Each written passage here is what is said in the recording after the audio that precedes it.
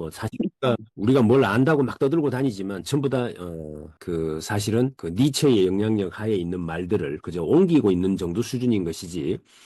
아무리 자기계발 관련 옳은 소리를 해도 다 그 범위 내에 있는 것들이다라고 본다면 니체를 우리가 한 번쯤은 또 봐야 될 필요가 있겠다 싶어서 오늘 선정을 했습니다. 자, 작가의 말을 한번 보도록 하겠습니다. 19세기 후반 산업혁명과 과학기술의 발전으로 유럽은 급변했다. 인간은 더 이상 전통과 권위에 기댈 수 없었다. 스스로 판단하고 결정하며 살아가는 시대가 열렸다. 근데 왠지 이 말이 19세기가 아니라 지금 21세기에도 똑같이 맞는 말인 것 같지 않습니까? 그러니까 지금도 보면 정보통신혁명과 과학기술의 발달으로 세계는 급격히 변했다. 인간은 더 이상 전통과 권위에 기댈 수 없다. 우리가 가졌던 지식의 체계 완전히 붕괴되고 있고 AI로 인해서 세상이 완전히 지금 가치체계 자체가 흔들리고 있는 이런 상황이죠. 때문에 뭔가에 기대면서 살아가는 것 자체가 이제는 의미가 없어져 버렸고 스스로 뭔가 판단하고 결정하며 살아가야 한다. 같은 말이죠. 그래서 이 어떤 산업혁명의 격변기마다 기존에 가지고 있던 우리의 가치체계가 붕괴되고 또 새로운 것들이 필요해지는 시점. 이 시점에서 이제 니체라는 사람은 걸출한 역할을 해낸 사람이다. 뭐 이런 이야기를 합니다. 이 변화의 한가운데서 프리드리히 니체는 국가, 도덕, 종교, 문화가 인간을 규정하고 통제하는 방식을 비판했다. 니체의 철학은 냉소가 아니라 각성의 철학이다. 이 각성과 냉소의 차이점을 좀 기억하시면 좋겠고 스스로의 한계를 인식하고 그 한계를 넘어 자신을 다시 빚어내야 하는 존재. 그것이 바로 니체가 말한 초월자입니다. 이 우버맨시라는 말을 오늘 굉장히 많이 듣게 될 겁니다. 이 초월자. 세상에서 가장 이기기 어려운 상대는 바로 나 자신이다. 진정한 경쟁은 어제의 나와 하는 것이며 나를 죽이지 못하는 고통은 나를 더 강하게 만든다는 한 문장 안에 니체의 철학 전체가 담겨 있다. 그의 사상은 우리에게 묻는다. 자, 당신은 지금 타인의 기준이 아닌 자신의 기준으로 살고 있는가? 이걸 묻고 있는 겁니다. 너는 지금 타인의 기준으로 사냐? 너의 기준으로 사냐? 이 이야기죠. 타인의 기준으로 살아가는 사람은 아무리 바쁘게 살아도 결국에 나중에 가면 허해질 수밖에 없지 않겠어요. 그래서 니체를 읽는다는 것은 단순히 생각을 배우는 일이 아니라 자신을 마주보는 일이다. 이 책은 니체의 주요 저서 중 가장 직접적인 통찰을 담은 글들을 엄선해서 엮은 것이다. 이렇게 되어 있습니다.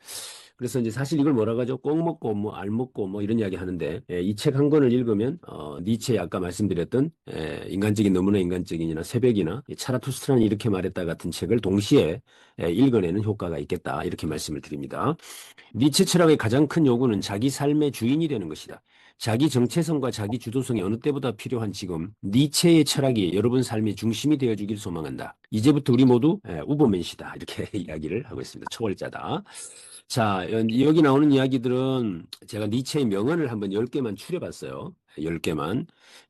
이 나를 죽이지 않는 것은 나를 더 강하게 만든다. 그러니까 내가 죽지 않는 범위 내에서 겪어내는 어떠한 것들도 다 나를 강하게 만들기 위한 하나의 경험이고 훈련이다. 뭐 이렇게 이해를 하시면 어떻게 해야 됩니까?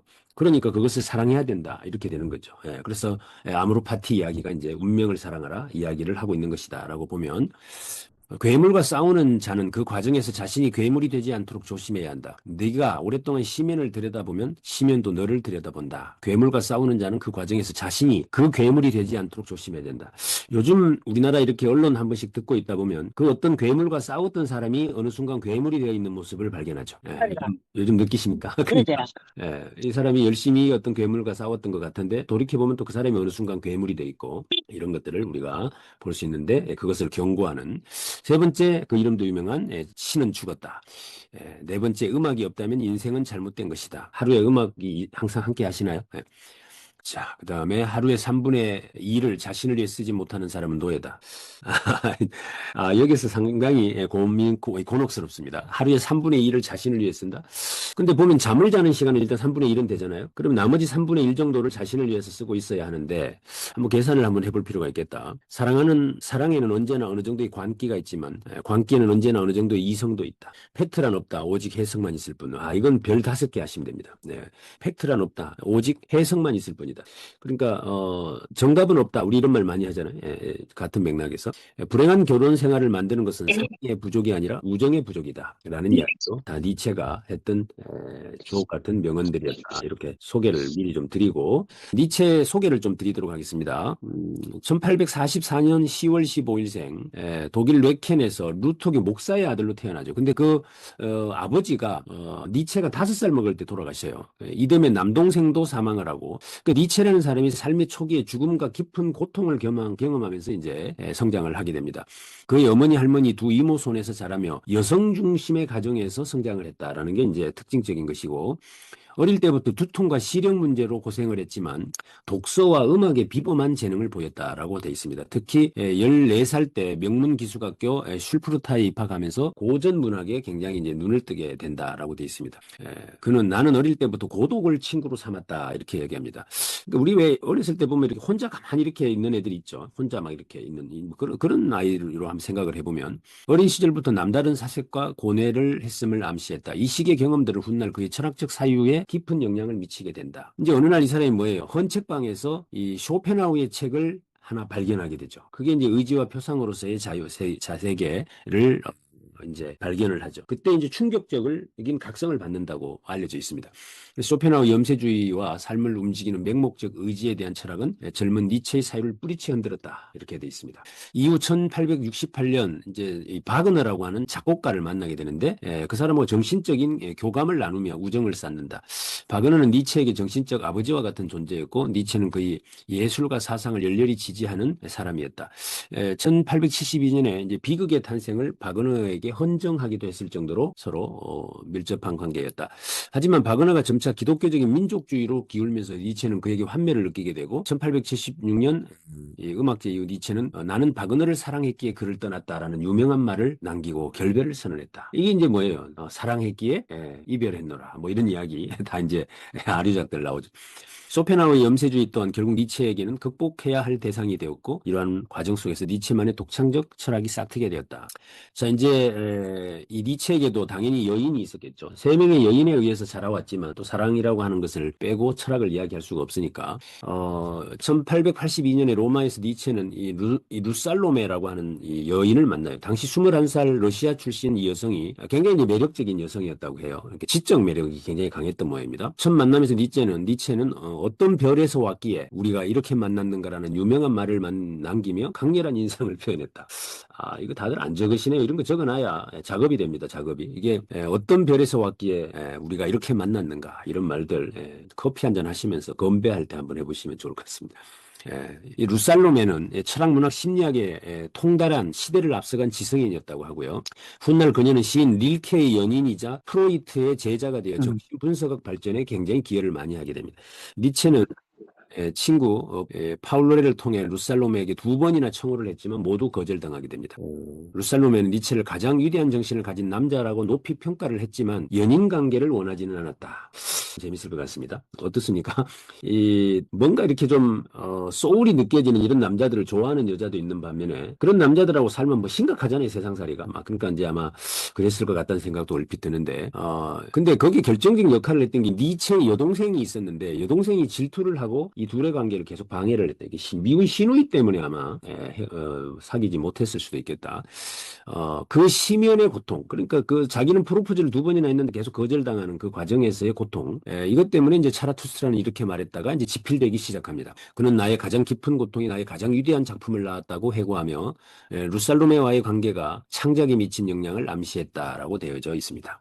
자, 니체라는 분은 이 쇼펜하우에게 영향을 받고 이 헤라클레토스라든가 이런 등등의 영향을 많이 받은 걸로 돼 있지만 사실은 이분이 영향을 준 사람들이 더 많죠. 보면 프로이트가 그렇고 하이데거가 그렇고 까미가 그렇고 사르트르가 그렇고 특히 우리 실존주의 철학의 거의 미셀 푸코 같은 사람, 그다음에 칼 융 이런 사람들이 전부 다 니체의 영향을 받았던 사람으로 이렇게 정리가 되고 있습니다.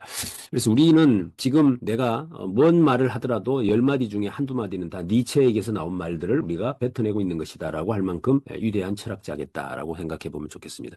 자, 이거 지금 하는 이야기는 이 책에 안 나오는 이야기들입니다. 제가 이제 썸머리를 따로 해서 지금 말씀을 드리는 거예요. 왜 그러냐면 니체 책을 읽었다라고 하려면 그래도 니체에 대해서 한두 마디는 좀 알아야 읽었다고 할 수 있을 거 아니겠습니까? 그래서 제 배후 지식을 좀 우리가 보고 있는 장면입니다. 일단 니체 이름이 영혼회귀라는 단어를 꼭 기억을 하셔야 돼요. 그러니까 박웅현 씨 책에도 이 니체 영혼회귀에 대해서 언급을 많이 하죠. 그러니까 영혼회귀라고 하는 말 이것을 이 니체의 사상의 가장 중요한 하나의 축이다 이렇게 말씀을 드립니다. 영혼 회귀가 뭐냐라는 것은 이 우주의 모든 사건이 무한히 동일하게 반복된다는 개념입니다. 자, 그러면 이게 어떻게 되는가 하면 지금 이 순간을 무한히 반복해서 살아야 한다면 너는 지금 그렇게 살겠니? 이렇게 묻는 거예요. 예를 들어 지금 우리 정의선 선생님께서 지금 화면을 켜놓고 열심히 듣고 계시잖아요. 근데 이 모습이 언젠가 또다시 반복된다고 생각하면 나는 지금 어떻게 할 것인가에 대한 답은 자명해지는 겁니다. 그죠? 아무 의미 없이 빈둥빈둥거리면서 하루를 보냈는데 어느 순간 이게 또다시 반복된다면 어떻게 할 거냐는 거죠. 이런 생각을 한번 해보면 영원핵이라는 말이. 그래서 오늘 내가 내린 결정과 보낸 하루가 영원히 반복된다면 당신은 후회 없이 살았는가? 영원핵이는 매 순간의 선택에 대한 책임을 묻는 강력한 기준이 된다. 이렇게 묻고 있습니다. 삶의 고통과 시련마저도 영원히 반복된다. 이를 저주로 여길 것인가 아니면 그 고통조차 긍정하며 받아들일 것인가. 니체는 이를 운명의 아무르파티라고 연결했다. 이렇게 이야기를 하죠. 그러니까 영혼 회귀에서 모든 것들이 이제 파생되어져 나왔구나. 이렇게 보시면 이버맨시 초인이라고 하는 이야기도 영혼 회귀의 개념을 기꺼이 받아들이고 자신의 삶을 사랑하는 자가 바로 니체가 말한 우버맨시 즉 초인이다. 이렇게 말하고 있습니다. 삶을 회피하지 않고 매 순간을 충만하게 살아가는 태도. 이게 이제 초인이다라고 되어 있고 이제 차라투스라는 이렇게 말했다를 보면 거기에 어린아이 같은 이제 어린아이가 등장을 하는데 이제 그 모습으로 그렇게 되지. 자, 자, 그럼 이제 대표작인 이 차라투스라는 이렇게 말했다라는 책의 내용은 뭐냐라는 거죠. 이것도 알고 가셔야 조금 이렇게 맥락도 생기고 또 누군가에게 뭐 대화를 할 때 좀 근거가 있는 이런 이야기가 되니까 이것도 참고로 좀 알아두시면 좋겠습니다. 1883년부터 85년에 걸쳐 집필된 프리드리히 니체의 대표작 이 차라투스트라는 이렇게 말했다는 이 애언자 차라투스트라가 10년간 산속에서 은둔 생활을 마치고 세상에 내려와요. 그래서 인류에게 새로운 가치를 선포하는 형식의 철학적 산문시로 되어 있습니다. 이 책은 시적이고 은유적인 언어로 니체 철학의 핵심들을 다 농축하고 있다. 이렇게 알려져 있는 책입니다. 그럼 거기에 나오는 핵심 사상이 뭐냐? 첫째, 신은 죽었다라는 거죠. 그 이름도 유명한 신은 죽었다라는 얘기. 저는 개인적으로 이 책을 중학교 때 한번 읽었는데 어떻게 해서 읽게 됐냐면 우리 집에 그 고시 공부하는 사람이 살고 있었어요. 이제 그 양반이 그 시험을 마치고 이제 이사를 가면서 그 책을 저한테 주고 갔어요. 무슨 책인지도 모르고 읽었는데 재미도 하나도 없고 그랬는데 어쨌든 뭐 책이라고 하니까 그냥 책장을 넘기면서 이렇게 봤는데 제목이 인상적이어서 제목만 기억하고 있었다가 지금도 거기에 나오는 문장 중에 몇 개를 제가 외우고 있습니다. 그게 어떤 문장이 있냐면 잡초의 노력으로 밀이라 불려지기를 바라지 마라. 뭐 이런 문장이 그 책에 있었던 것 같고요. 그게 저한테는 또 하나의 이제 삶의 가치가 되었던 것 같아요. 잡초의 노력으로 밀이라 불려지기를 바라지 마라. 또 하나가 제가 기억나는 게 이게 이제 독수리 장면이 나오는데 거기 이제 나오는 내용인데 나는 오르려 애쓰는 자보다 이미 올라와 내려다보기를 즐거워한다. 이런 말이 있었어요. 이 문장이 저한테 그때 그렇게 멋있더라고요. 그러니까 오르려고 빠둥빠둥거리는 사람보다 나는 이미 올라와 내려다보기를 좋아한다. 이런 문장들이 저는 굉장히 인상적이어서 그걸 막 외우고 다니고 그랬던 기억인데 어쨌든 신은 죽었다. 전통적 도덕과 종교의 권위가 붕괴했음을 선언한다. 이는 허무주의의 끝이 아니라 인간이 스스로 가치를 창조해야 할 새로운 출발점을 의미한다. 그다음 두 번째가 이브맨시 아까 초인이라고 하는 겁니다. 인간은 극복되어야 할 존재다라고 이야기를 합니다.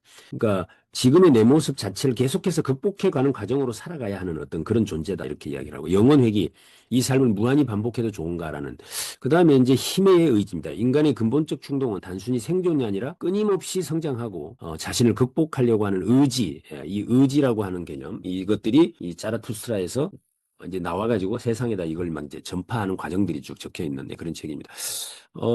이제 차라투스트라를 이야기하려면 반드시 이 네 개라고 한 걸 다섯 개의 동물을 이야기를 좀 해야 됩니다. 그러니까 이 동물들을 상징성을 띄어서 이제 등장을 시키고 있어요. 그러니까 요거 정도는 여러분들이 기억을 좀 하시면 좀 더 말하기가 쉬워질 것 같다는 생각도 듭니다. 일단 독수리가 등장을 합니다. 독수리. 이게 뭐냐면 차라투스트라의 동반자예요. 독수리는 높이 날며 아래를 내려다본다. 니체에게 독수리는 자부심의 상징이다. 군중의 시선에 흔들리지 않고 홀로 높은 곳에서 세상을 바라보는 초인의 태도를 가지고 있다. 이게 독수리의 모습.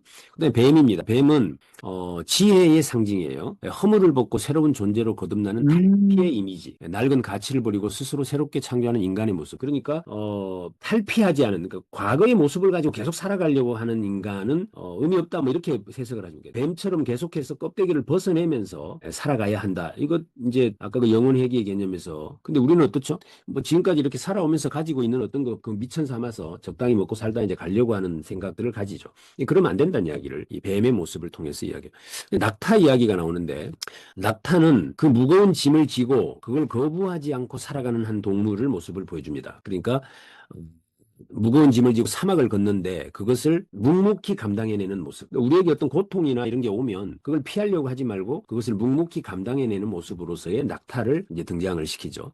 그다음 이제 네 번째가 사자입니다. 사자. 사자는 지던 짐을 거부하고 포효하는 단계. 그러니까 기존의 가치와 권위에 아니요라고 말할 수 있는 이 저항의 단계. 이게 이제 사자의 모습이죠. 여기에 이제 가장 영향을 많이 받은 사람이 누가 떠오르십니까? 까미 같은 사람이 떠오르잖아요. 그러니까 나는 저항한다고 존재한다라고 하는 이런 이야기들을 했겠구나라고 하는 모습을 이제 사자.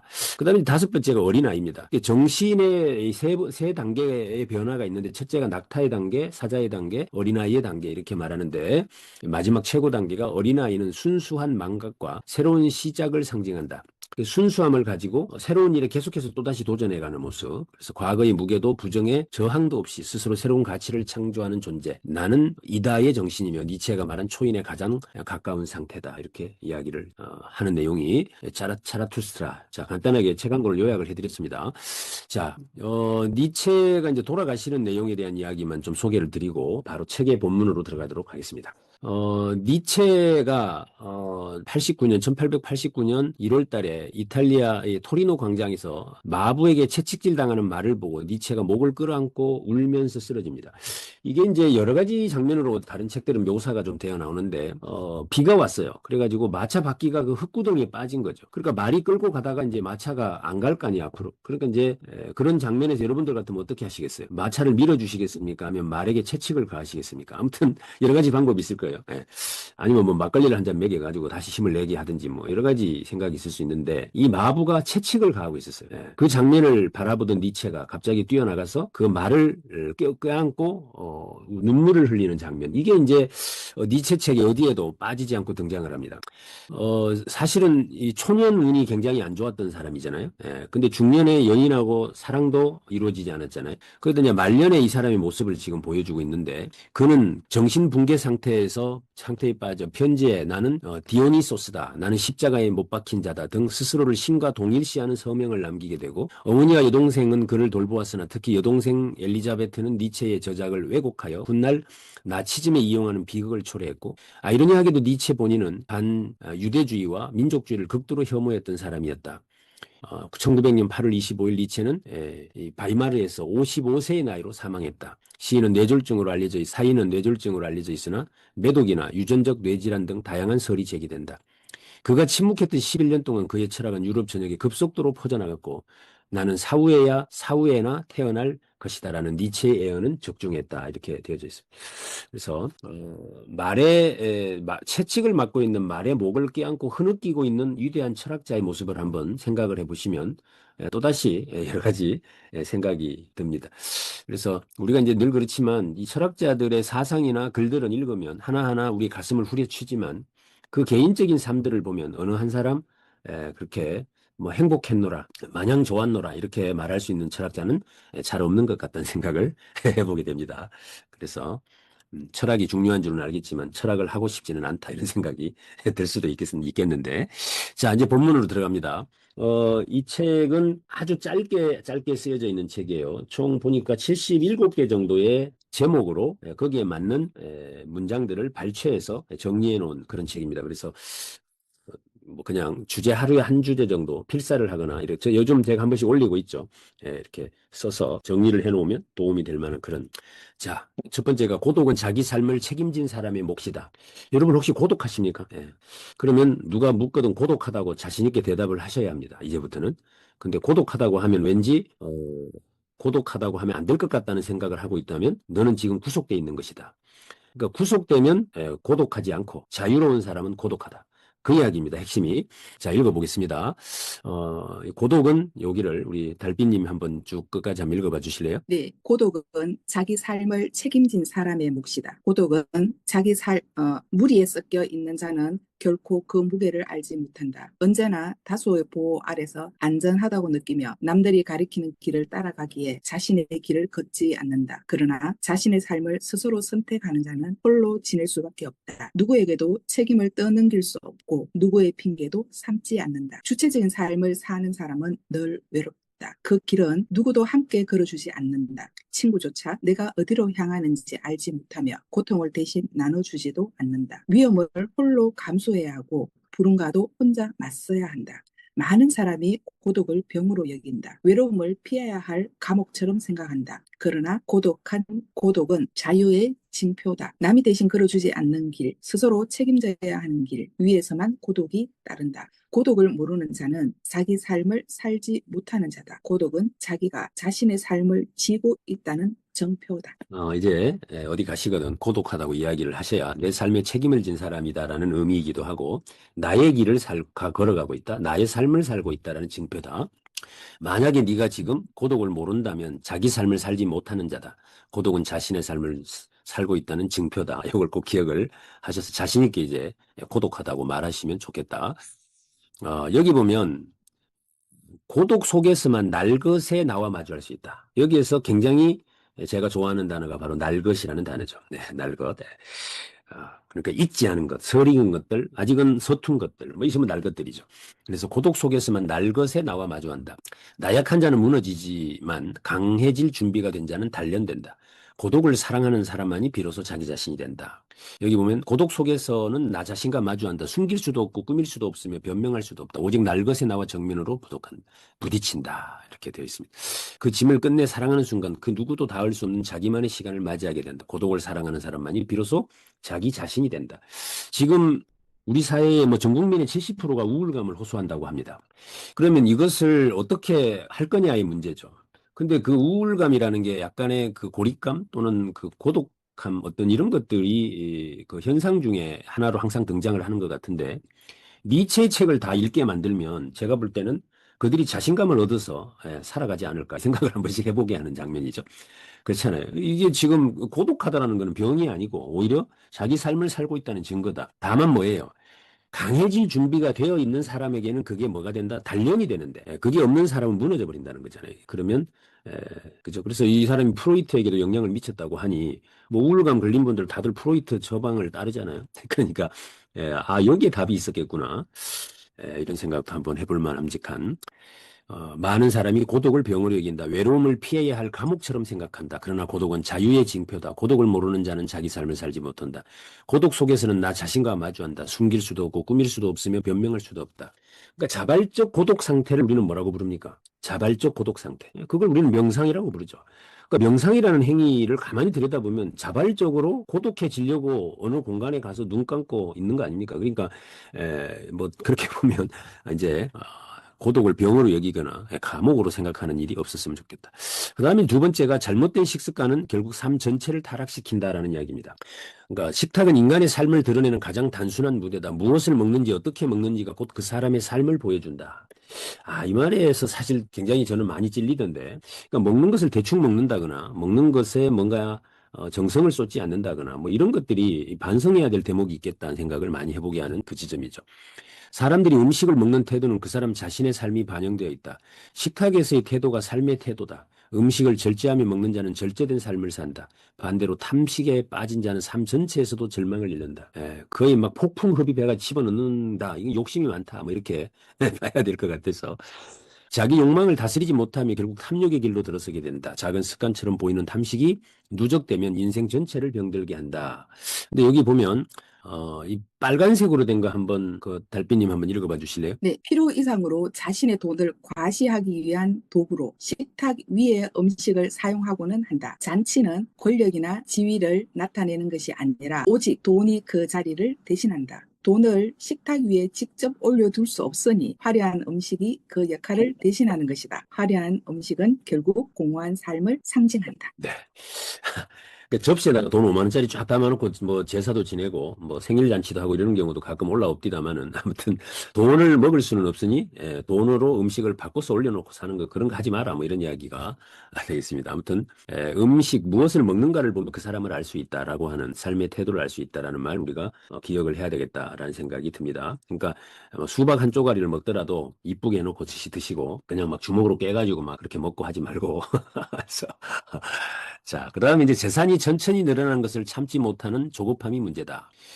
재산이 천천히 늘어나는 속도를 견디지 못하는 조급함이 문제다. 기다림의 고통이 인간을 무너뜨린다.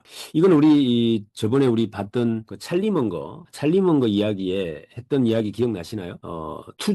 투자라는 것은 인내심이 없는 사람의 돈을 인내심이 있는 사람의 주머니로 옮기는 행위다. 이런 이야기 기억나시죠? 그러니까 이제 결국 인내심 싸움이라는 이야기잖아요. 근데 여기에도 재산이 천천히 늘어나는 것을 참지 못하는 조급함의 문제다라는 이야기를 쓰고 있습니다. 많은 이들이 돈을 모으기 위해 노동을 감수한다. 그러나 노동의 고통보다 더 큰 고통은 기다림이다. 눈에 보이지 않는 속도로 쌓여가는 재산을 바라보며 사람들은 초조해진다. 오늘은 조금 늘었지만 내일은 크게 늘어나지 않는 속도가 마음에 들지 않는다. 바로 이 불안이 인간을 조급하게 만든다. 사람들은 재산이 천천히 늘어나는 것을 견디지 못한다라고 쓰고 있습니다. 돈은 원래 천천히 쌓인다. 땅은 계절을 따라 열매를 맺듯 재산도 시간이 흘러야 불어나는 것이다. 그 조급함이 결국 가지를 부러뜨리고 나무를 병들게 한다라고 되어 있습니다. 그러니까 우리 주변에 보면 월급을 많이 받는 사람이 잘 사는 경우보다 월급을 조금씩 오래 받는 사람이 잘 사는 경우가 많죠. 그러니까 구급 공무원을 해도 공무원 하신 분들이 대기업에서 연봉 뭐 2억씩 받은 사람보다 잘 사는 경우가 많아요, 보면. 그게 그 인내심의 그 프로그램이 이 사람에게 접목되어서 그렇지 않은가 이런 생각을 해보게 됩니다. 그 다음에 이제 인내심에 대한 이야기인데 끝까지 버티는 자가 결국 이긴다라고 하는 내용입니다. 삶에서 절대 피할 수 없는 것이 있다면 무엇이 떠오르는가? 바로 고통이다. 고통은 삶의 필연이다. 그 누구도 피할 수 없다. 누구나 차례로 찾아온다. 고통 총량의 법칙입니다. 그러니까 초년에 고통을 겪었던 사람들은 노년에 고통을 겪지 않고 초년에 운빨 좋았던 사람들은 중년, 노년에 어쨌든 그만큼의 고통을 겪어야 한다. 그러나 고통이 우리를 무너뜨리기 위해서 찾아오는 것은 아니다. 고통 속에서 무너지는 이유는 버티지 못했기 때문이다. 고통 속에서 버틴다는 것은 쉬운 일이 아니다. 그렇게 인내가 힘의 척도가 되는 것이다. 아무나 버틸 수 없기 때문이다. 자, 폭풍은 언제나 약한 가지부터 꺾는다. 요거를 별표 5개에서 별 안박에 딱 붙여 놓으시기 바랍니다. 폭풍은 언제나 약한 가지부터 꺾는다. 바람이 몰아치면 잎사귀는 흩날리고 줄기가 약한 나무부터 부러진다. 라고 하는 것. 인내는 참고 견디는 것이 아니라 단순히 삶의 무게를 온몸으로 받아들이는 일이다. 사람들은 흔히 인내를 수동적 힘으로 생각하지만 실상은 그 반대다. 인내는 능동적 힘이다. 삶의 압력을 온몸으로 받으면서도 흔들리지 않고 버티는 것은 강자만이 가능한 일이다. 오히려 버티는 것보다 포기하는 것이 쉽다. 버티는 것이 훨씬 어렵다. 자, 역사의 기록에서도 그 증거를 찾을 수 있다. 수많은 민족과 왕국이 흥망을 거듭하는 동안 일부는 오랫동안 버텼다. 그들의 무기는 화려한 검이 아니라 작은 씨앗은 처음에는 아무것도 눈여겨보지 않는다. 그러나 작은 씨앗은 버틴다. 비가 적게 내리더라도 햇빛이 뜨거워도 바람이 매서워도 뿌리를 내린다. 수년이 지나면 그 뿌리는 바위를 갈라내고 마침내 작은 싹은 나무로 자란다. 약해 보이는 씨앗이 결국 바위를 이긴다. 이것이 버팀의 힘이다. 그래서 버팀의 힘. 인내라는 표현은 너무 좀 힘들 거라는 느낌 같은 게 있는데 버팀의 힘 이런 거 괜찮은 것 같습니다. 자, 다음에 제가 이거 아주 좋아하는 문장들이 많이 나오는 부분입니다.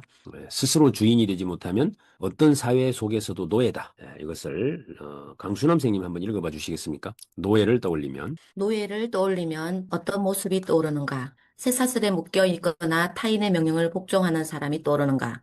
그렇지 않다. 진정한 노예는 자기 자신을 지배하지 못하는 자다. 외형상 자유인인 것처럼 보일 수 있지만 높은 임금을 받거나 좋은 사회 제도 속에 산다 해도 달라지지 않는다.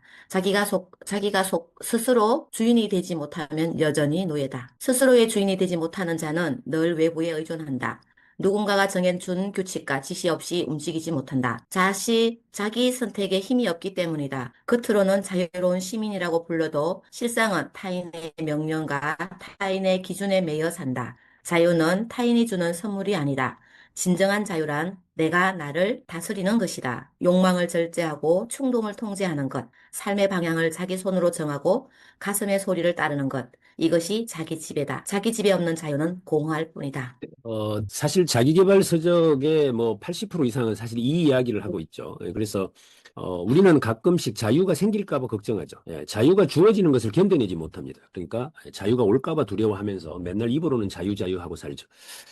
그 정효수 선생님은 자유롭게 살고 싶으시면 지금이라도 집을 나가시면 되잖아요. 근데 집을 못 나가시잖아요. 그래서 자발적 구속 상태를 원하면서도 입으로만 자유 하니까. 그러니까 이게 팔다리가 묶였다고 노예가 아니다. 네 생각이 사로 갇혀 있다면 그게 저 노예다. 이 이야기를 지금 하는 거죠. 그러니까 이런 이야기들은 지금 우리가 읽으면서 살짝 웃고는 있지만 사실 뼈를 때리는 이야기입니다. 한마디로. 그래서 밑에 한번 보겠습니다. 노예는 주인이 없는 상태를 견디지 못한다. 와, 이게 명령을 받지 않으면 불안해진다. 그 불안 때문에 언제나 새로운 주인을 찾는다. 하지만 주인이 바뀌어도 여전히 노예라는 사실은 변하지 않는다. 단지 다른 손에 자신이 묶여 있을 뿐이다. 자기 절제를 모르는 사람의 끝은 보지 않아도 편하다. 편하다. 술이나 쾌락, 타인의 인정에 얽매여 자기 삶을 스스로 결정하지 못하고 살 것이다. 자기 욕망의 노예이자 타인의 평가의 노예다. 라는 이야기. 자, 그렇다면 스스로 주인이 된다는 것은 무엇인가? 자유인은 자기 안에 주인을 세운다. 스스로의 규칙을 만들고 그것을 지켜낸다. 사회가 바뀌고 권력이 바뀌고 환경이 바뀌어도 그는 흔들리지 않는다. 외부가 아닌 내부가 자신의 삶의 중심이기 때문이다. 타인의 눈치를 보지 않고 자기 삶의 방향을 스스로 정한다. 내가 나의 주인이 되지 못하면 어디서도 노예다. 어디서도 노예다. 노예의 쇠사슬을 바깥에 있는 것이 아니라 내 안에 있다. 이걸 우리가 다음에 이제 욕망에 대한 이야기입니다. 욕망을 줄일 때 삶이 가벼워진다. 이건 우리 늘 뭐 방하차부터 해서 내려놓기, 뭐 무소유 이런 것들로 수없이 다른 형태로 패러디되어진 이야기들이 되겠구나 볼 수 있습니다. 삶이 무거운 이유는 불필요한 것을 내려놓지 못하기 때문이다. 욕망을 줄이는 순간 삶은 단순해지고 평온이 찾아온다. 삶이 무거운 이유는 되게 단순하다. 필요 없는 것을 스스로 모두 쥐고 있기 때문이다. 손에 들린 짐은 많아 보이지만 정작 꼭 필요한 것은 그다지 많지 않은 것과 똑같다. 이건 뭐 미니멀 라이프 이야기는 우리가 행복 이야기 할 때마다 빠뜨리지 않죠. 미니멀 라이프가 어디서 시작됐다는 이야기 제가 여러 번 말씀을 드렸죠. 일본의 2011년 대지진 때 그렇게 열심히 돈 벌어서 집에다가 대형 텔레비 걸어놓고 멋지게 장식장 갖다 놓고 샹드리에 걸어놓고 이제 살았는데 지진이 나서 한번 흔들어 버리니까 그게 떨어져서 그 밑에 잠자고 있던 우리 남편이 깔려 죽죠. 그 밑에 있던 우리 아이가 깔려 죽습니다. 그것을 일본의 많은 사람들이 목도하게 됩니다. 이 무슨 의미죠? 내가 그토록 가지려고 했던 어떤 것들이 결국 나를 죽이는 것들을 말로는 들어봤는데 눈앞에서 목도를 하게 되죠. 결국에 미니멀 라이프, 가장 최소한 단순화된 삶을 살아내고 나머지는 나의 삶을 풍족하게 만들어가자. 뭐 이런 측면에서 나왔던 일련의 이야기들이 다 미니멀 라이프, 그 다음에 소확행, 뭐 이런 이야기들이었다. 이렇게 보시면 욕망을 줄일 때 삶이 가벼워진다. 자, 이 밑에 제가 마킹을 해놨는데 욕망을 줄인다는 것은 이걸 한번 읽어봐 주실게요. 누가 한번 읽어보실래요? 정현숙 선생님 거 한번 읽어봐 주실래요? 네, 욕망을 줄인다라는 것은 결핍을 선택하는 것이 아니다. 오히려 더 충만해지는 것이다. 불필요한 것을 내려놓으면 남아있는 것의 가치가 오히려 선명해진다. 한 개의 빵이 진짜 배고픔을 채워주듯 한 사람의 우정이 많은 관계보다 더 깊은 의미를 준다. 욕망을 줄이는 것을 손해라 생각하지 말라. 패배도 아니다. 욕망을 줄이는 것은 오히려 회복이다. 필요한 것만 남았을 때 삶은 가볍고 선명하기 때문이다. 삶을 가볍게 하고 싶다면 필요한 만큼만 원하라. 과한 소유는 삶을 무겁게 만들고 절제된 소유는 삶을 가볍게 한다. 욕망을 줄이면 짐이 줄어들고 짐이 줄어들면 삶은 가벼워진다. 감사합니다. 여기 보면 욕망을 줄이는 것은 오히려 뭐다? 회복이다. 그러니까 우리가 빈손으로 왔으니까 빈손으로 왔던 모습으로 돌아가는 거죠. 그러니까 회복이라고 봐야 되죠. 그러니까 정유수 선생님도 가진 돈이 있으면 좀 이렇게 좀 내려놓으시면 원래 상태로 회복이 되는 거니까. 자, 다음에 아름다움과 추함은 사물이 아니라 우리의 마음속에 있다. 이거 장자 책에 아주 단골로 등장하는 이야기인데 쇼펜하우어의 영향으로 그쪽으로 넘어가고 이렇게 왔다라는 것들을 우리가 이렇게 추측해 볼 수 있는 그런 대목들이기도 합니다. 사람들은 흔히 사물 그 자체의 아름다움이나 추함이 깃들어 있다고 생각한다. 그러나 깊이 들여다보면 그렇지 않다. 꽃이 아름답다고 말할 때 그 아름다운 꽃 자체에 있지 않다. 그것을 바라보는 우리의 시선과 감정 속에 있다. 어떤 이는 한 송이의 장미를 보고 환희를 느끼지만 다른 이는 가시에 찔렸던 기억을 떠올린다. 같은 장미가 한 사람에게는 아름다움이고 한 사람에게는 불쾌함이다. 장미의 성질은 고정되어 있는데 말이다. 이건 이제 법륜 스님은 뭐라고 합니까? 장미가 너보고 뭐 카드나 뭐 이러잖아요. 그러니까 그죠? 그러니까 네가 그렇게 생각한 거지 뭐 이렇게 말하니까 다 그 이야기죠. 추함도 마찬가지다. 폐허가 된 건물을 보고 어떤 이는 두려움을 느끼지만 또 다른 이는 그 안에서 역사의 무게를 발견한다. 똑같은 잔해가 누군가에게는 깊이 대상이 되고 누군가에는 감탄의 대상이 되는 것이다. 인생이란 본래 그것을 해석하는 우리의 마음이 만들어낸 그림자일 뿐이다. 그러니까 참 이거는 그렇죠. 그래서 제가 요새 이제 우리 학생들 수업 중에 계속 1시간마다 따라하라고 하는 말이 있습니다. 여러분들도 한번 따라해 보시겠습니까? 나는 나도 이렇게 나는 나는 이미 누군가에게 이미 누군가에게 아름다운 사람이다. 아름다운 아름다운 사람이다. 아름다워지려고 애쓰지 말고 아름다워지려고 애쓰지 말고 나를 아름답다고 말하는 사람을 만나면 될 일이다. 나를 나를 아름답다고 하는 사람을 만나면 된다. 되는 일이다. 그러니까 모든 사람들에게 아름다워지려고 하지 마라. 이미 너는 아름다운 사람이다. 누군가에게는. 그러니 너를 아름답다고 말하는 사람을 만나면 될 일이지. 모든 사람에게 아름다워지려고 애쓰는 순간 인생 조진다. 이제 이런 이야기인데 이 같은 이야기죠. 이건 장자 이야기 기억나시죠? 내 옆에 아름다운 여인이 있다면 너는 어떻겠느냐? 너무나 기분이 좋을 것 같습니다. 그러면 그 네가 생각하는 그 아름다운 여인이 연못에 가서 붕어를 만나면 그 붕어가 어찌할 것 같으냐? 아마 깜짝 놀라서 도망갈 것 같습니다. 그런 것이다. 네 눈에는 아름다워서 가까이 가고 싶겠지만 붕어 눈에는 괴물일 뿐이다. 그러니 아름다움은 절대적인 것이 아니라 상대적인 것일 뿐이다. 그러니 아름다워지려고 애쓰지 마라. 너를 아름답다고 생각해주는 사람을 만나서 살아라. 이제 이게 장자의 이야기인데 여기 계신 여러분들 누구도 예외 없이 객관적으로 이쁜 사람들은 아니잖아요.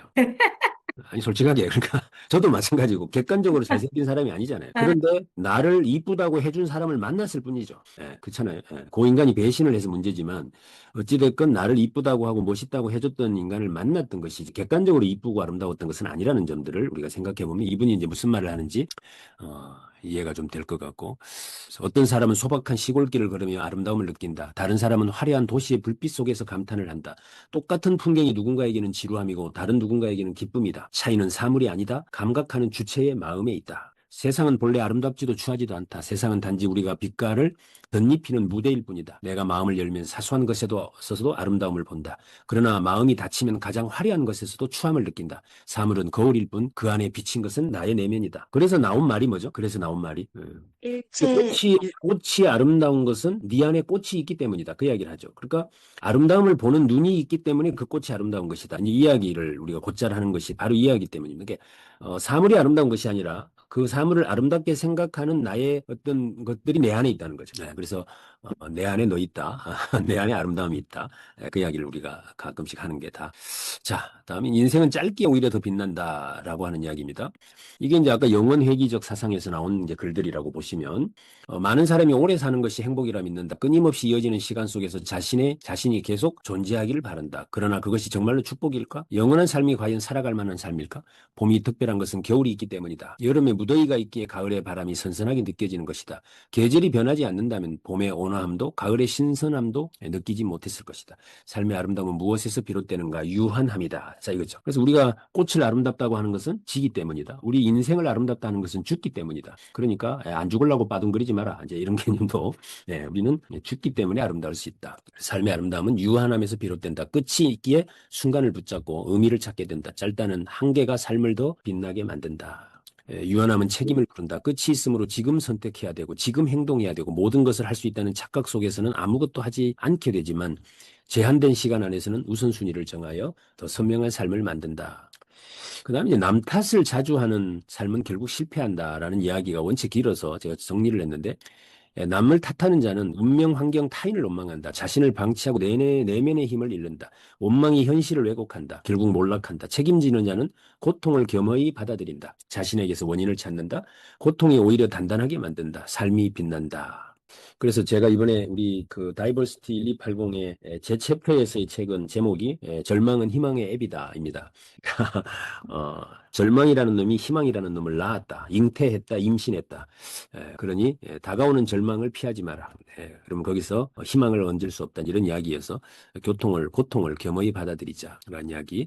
자, 다음은 인간은 희생조차 자기 만족을 위해서 한다. 인간의 이중적인 모습을 정확하게 들여다보고 있습니다. 이게 이제 살짝 우리 김진철 선생님 지금 듣고 계시는데 이 이야기를 사실은 이제 우리 약간 복지 쪽에 계신 분들이나 이런 분들은 사실 이게 말하기도 뭐하고 안 하기도 뭐한 이런 부분이 없잖아요. 저도 좀 있더라고요.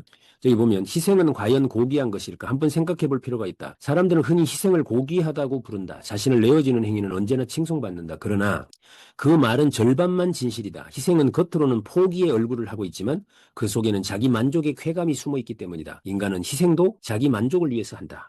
그러니까 제가 불우이웃 돕기를 하면 그 불우한 사람만을 위해서 내가 하느냐? 그게 아니라는 거죠. 오히려 지만족 때문에 하는 거라는 거죠. 이게 어쩌면 이기적이잖아요. 그렇지만 이 이기적이라고 이야기를 하는 순간 불우이웃 돕기 안 하면 어떡합니까 또? 그러니까 이걸 이럴 수도 없고 저럴 수도 없는 부분 인정해야 되는 거죠. 어쩔 수 없이. 그래서 우리가 1억 원 이상 그 기부를 하면 뭐 이렇게 인정식도 해주고 뭐 하는 그런 등등을 하잖아요. 이게 인간은 희생조차 자기 만족을 위해서 한다. 이건 어떤 의미를 가지죠? 저는 두 가지 의미를 가진다고 봐요. 하나는 인간은 원래 그렇다라고 하는 것에 대한 욕심에 대한 인정, 이거 해줘야 된다는 거죠. 상대는 나에게 천사 같기를 바라는 것 자체도 옳지 않다라는 개념에서 바라봐줘야 한다라는 점이 하나고, 또 한 가지는 뭐예요? 누군가가 나에게 희생을 해준다고 해서 내가 올곧이 빚졌다는 생각도 하지 마라. 왜? 그 사람은 이미 자기 만족을 50% 얻어간 거잖아요. 그럼 나는 50%에 대한 신세만 진 건데, 그 사람이 나에게 뭐 좀 잘해줬다고 해서 뭐 막 이렇게, 막 큰 빚이라도 진 것처럼 절절 매지 마라. 뭐 이런 이야기도 될 수 있잖아요. 이 이야기를 우리가 가지고 다시 해석을 해본다면. 그래서, 인간은 희생조차 자기 만족을 위해서 한다. 저한테 고마워하지 마세요. 제가 북새통을 한다고 해서 제가, 뭐 순수히 막 여러분들에게 희생을 한다. 이렇게 생각하지 마세요. 저도 이걸 하면서 제가 느끼는 보람도 있지 않겠어요? 그러니까 지 만족에 하는 거지. 그러니까 저보고 뭐 되게 고맙다 이런 이야기 안 하셔도 됩니다. 그래서 이러면 내가 뭐 좀 당당해질 수 있죠. 근데 왠지 뭐 이렇게 신세라도 좀 치면 막 이렇게 주눅 들어가지고 막 이렇게 할 필요는 없다는 이야기가 되겠습니다. 제가 볼 때는. 그래서 자, 여기 보면 희생도 구분할 필요가 있다. 열정적 희생, 눈물과 환희로 포장된 희생은 대부분 자기 만족이다. 그러나 아주 드물게 인간은 어떤 도취도 없이 자신을 내어놓기도 한다. 그때 비로소 희생은 진짜가 된다. 오히려 차갑고 담담하지만 무색함 속에 진짜 자기 포기가 담겨 있다. 이게 이제 몰래 갖다 놓고 가는 사람. 그죠? 또는 뭐 오른손이 하는 일을 왼손이 모르게 하는 사람. 그죠? 까치밥을 남겨놓는 사람. 논에서 배를 베면 한쪽 귀퉁이에는 베지 않고 그냥 두는 사람. 이삭을 일부러 흘리고 가는 사람. 누군가 주워 먹으라고. 뭐 이런 등등의 어떤 것들이 사실은 이제 진정한 의미에서의 어떤 것들이다. 그래서 인정받으려고 하지 마라라는 이야기가 이제 성경이나 불경이나 이런 데 보면 이제 나오는. 자, 가장 의심 많은 사람조차도 사랑 앞에서는 무장 해제된다. 사랑은 인간을 가장 무력하게 만드는 힘이다. 사랑은 언제나 아름답게 포장된다. 사랑을 힘이라고 부르고 삶을 지탱하는 원동력이라고 말하지만 사랑은 다른 의미에서 더 큰 힘을 가진다. 사랑은 인간을 가장 무력하게 만드는 힘이 된다. 평소에 의심이 많고 누구에게도 쉽게 마음을 열지 않던 사람이 유일하게 무장 해제되는 것은 바로 사랑 앞에서다. 요새 뭐 은둔하는 사람들이 그렇게 많다는데 저기 보면 유일하게 무장 해제되는 것은 바로 사랑 앞에서이다. 평생 동안 쌓아온 방어가 한순간에 무너지고 만다. 사람을 믿지 않던 사람이 어느 순간 한 사람 앞에서는 모든 것을 믿게 된다. 의심이 많고 상처가 많은 사람에게 사랑은 인생에게 찾아온 놀라운 예외가 된다. 그러나 그 예외는 그를 강하게 만들지 않는다. 오히려 그를 가장 약하게 만들 뿐이다. 상처가 많은 자는 의심이 많기에 요거 한번 누가 읽어봐 주시면 좋겠는데요. 정희선 선생님, 높은 성벽에 여기 한번 읽어봐 주실래요? 높은 성벽이 단숨에 허물어지는 것과 같다. 성벽 안에서 안전하게 살던 사람은 이제 바람과 비에 그대로 노출된다. 상처가 많은 자는 의심이 많기에 평소에는 누구도 쉽게 침범하지 못한다. 그러나 사랑에 빠진 순간 그는 스스로 문을 열고 상대를 들인다. 이때가 가장 위험하다. 상대가 그를 지켜줄 수도 있지만 상처를 남길 수도 있다. 사람들은 사랑이 인생을 지탱하는 힘이라고 부르지만 사랑은 가장 달콤한 순간에 가장 깊은 불안을 심는다. 감정의 절정은 동시에 추락의 시작이 되기 때문이다. 행복이 크면 클수록 그것을 잃을까 하는 두려움도 커진다. 사람은 사랑을 통해 삶에서 가장 충만한 기쁨을 얻지만 그 기쁨은 언제나 상실을 동반한다. 네, 감사합니다. 여기 보면 상처가 많은 자는 의심이 많기에 평소에는 누구도 쉽게 침범하지 못한다. 장미가 가시를 갖고 있는 것은 연약해서 연약함을 숨기기 위함이다. 라는 이야기처럼, 그죠? 그러니까 상처가 많은 사람들은 자꾸 이제 이렇게 디펜스 하려고 하는 경향이 강하게 나타나겠죠. 이제 그런 점들. 어찌됐건 사랑은 인간을 무장해제시키는 가장 위험한 힘이다. 이게 위험한지 아니면 제발 그렇게 됐으면 좋겠는지. 그래서 이제 그 강신주 씨의 책에 보면 사랑은 뭐죠? 여러분들 사랑이 뭡니까? 사랑이. 이게 네 뜻대로 하시옵소서. 이게 사랑이거든요. 네 맘대로 인물의 하세요. 네 맘대로 하세요. 이게 사랑인데 여기 보면 네 맘대로 하세요가 뭡니까? 무장 해제하는 거 아닙니까? 네 맘대로 해라 뭐 이 말이죠. 이게 사랑입니다. 그러니까 이 무장 해제시키는 가장 위험하죠. 위험한 힘이다. 다들 경험들이 있으시죠? 예, 자, 네 맘대로 해라. 자, 여기까지만 하고 마무리하도록 하겠습니다. 자신의 불완전함을 사랑하라. 불완전함은 인간다움의 증거다. 작은 실수, 서투른 말투, 불균형한 성격, 쉽게 드러나는 감정, 어떤 상처들, 바로 이런 것이 사람을 진짜 인간으로 만든다. 이게 불완전한 모습이 아름답다는 거예요. 완벽한 모습은 아름답지 않다는 이야기입니다. 그죠? 저 아름답지 않습니까? 제가 뭐 제대로 못하잖아요. 그러니까 제가 막 이걸 완벽하게 해내는 어떤 유명한 유튜버처럼 하고 있다면 아름답지 않을 수 있습니다. 그런데 저게 뭐 잘 모르는 게 뭐 이렇게 아는 척도 하는 것 같고 막 이러니까 불완전하죠. 그래서 불완전한 모습이 오히려 아름답다. 여기 보면 작은 실수, 서투른 말투, 불균형한 성격, 쉽게 드러나는 감정, 어떤 상처를 바로 이런 것이 사람을 진짜 인간으로 만든다. 완벽하게 계산된 태도와 결점 없는 모습은 처음에는 인상적일 수 있으나 오래 머물지 못한다. 그 속에서 살아있다는 느낌을 받지 못하기 때문이다. 불완전함은 공감을 낳는다. 타인의 약점에서 우리는 자기 자신을 본다. 누군가가 더듬거리고 주저하고 상처있고 흔들리는 모습을 볼 때 친근함을 느낀다. 어떤 사람을 향해 끌리는 것은 그가 결코 숨기지 못하는 작은 결함일 때가 많다. 완벽한 사람을 모방하고 싶어 할 수는 있지만 결국 마음을 열고 다가가는 것은 불완전한 사람이다. 우리가 지금 단톡방에 댓글 달고 글 하나 올리고 또 우리 토론할 때 참여하고 이 모든 부분들이 조금씩 이렇게 나를 주저하게 만드는 이유가 뭘까요? 내 모습이 불완전하다고 생각하기 때문에 그럴 수도 있거든요. 내가 오늘 토론에서 이 말 하면 내가 너무 모르고 하는 소리일 거 아니야? 이렇게 생각할 수 있다는 거죠. 근데 이제 니체는 뭐라고 합니까? 그러한 네 모습이 아름다운 거지. 뭐 몇 개 좀 안다고 막 또박또박 아는 척 하는 게 그게 아름다운 게 아니라는 이야기를 지금 적어놓고 있습니다. 그러니까 토론 때 뭐 모르겠거든 갑자기 뭐 애국가를 부르든지 뭐 아니면 뭐 돌아와요 부산항해를 부르든지 뭐라도 뭔가 이상한 행동들을 좀 하시면 그 모습 자체가 아름다운 것이다. 자, 아무튼 자신의 불완전함을 사랑해라. 이것 또한 누군가에게는 아름다운 모습이다. 그러니 그놈을 만나서 살면 될 일이지 모든 사람에게 아름다워지려고 하지 마라. 불완전함은 장점을 더 돋보이게 한다. 완벽한 연주보다 순간의 실수와 뒤틀림이 섞인 연주에서 진짜 감정을 느끼는 것도 바로 이 때문이다. 자, 이렇게 해서 여기까지 한번 만나봤고요. 한 3분의 1 정도 한 것 같으네요. 마음에 와닿았던 문장 하나 정도를 가지고 서로 대화를 좀 교감해보는 그런 시간을 가지도록 하겠습니다. 자, 2부 진행을 맡아주실 우리 달빛님을 큰 박수로 환영하겠습니다. 반갑습니다. 네, 반갑습니다.